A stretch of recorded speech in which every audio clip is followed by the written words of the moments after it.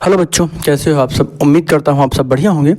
आज हम एक और प्रश्न की बात कर लेते हैं। इस तरह के छोटे छोटे प्रश्न आपको इस चैनल पर देखने के लिए मिलते रहेंगे।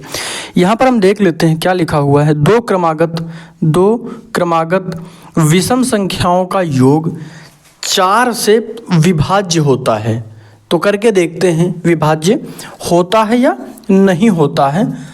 इस कथन की हम पुष्टि कर लेते हैं। चलिए करके देखते हैं। दो क्रमागत, देखिए क्रम से हैं विषम संख्याओं का योग। तो यहाँ पर विषम संख्याएं लेंगे, ये सम संख्या हो जाएगी। विषम संख्या लेंगे 3 + 5 कितना होगा 8। 3 और 5 कितना हो जाएगा 8। 4 से विभाज्य होता है। इसके बाद क्रमागत और संख्या ले लेते हैं, जैसे 5 + 7 कितना हो जाएगा 7 × 5 = 12।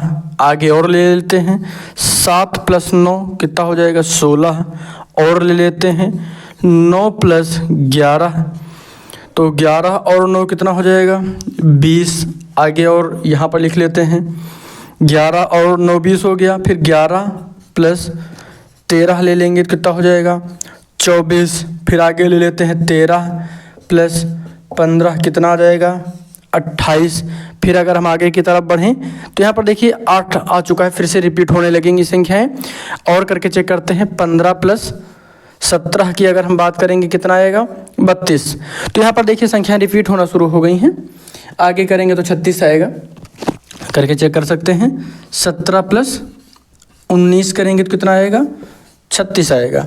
तो यहाँ पर हम एक चीज़ आप गौर करेंगे, जो क्रमागत होंगी दो क्रमागत विषम संख्याओं का जो योग होगा वह 4 से विभाज्य होता है। देखिए जब भी आपको कोई सवाल दिया जाए तो उसको एक बार खुद से करके देखिएगा। इससे क्या होगा, आप लगाने का तरीका सीखेंगे और आप लंबे समय तक, ज़्यादा समय तक आप याद रख पाएंगे सवालों को। सवाल आप कभी भूलेंगे नहीं। लगाने का जब तरीका एक बार आप सीख जाएंगे तो फिर आप सवाल आराम से लगा लेंगे, फिर दिक्कत नहीं होगी। तो यहाँ पर आपको समझ में आ गया होगा। देखिए 8 है, 12 है, 16 है, 20 है, 36 है, 32 है, 28 है और 24 है। ये सारी संख्याएं क्या हैं 4 से विभाज्य हैं। 4 से विभाज्य हैं। 4 से विभाज्य हैं। अतः हम कह सकते हैं कि दो क्रमागत संख्याएं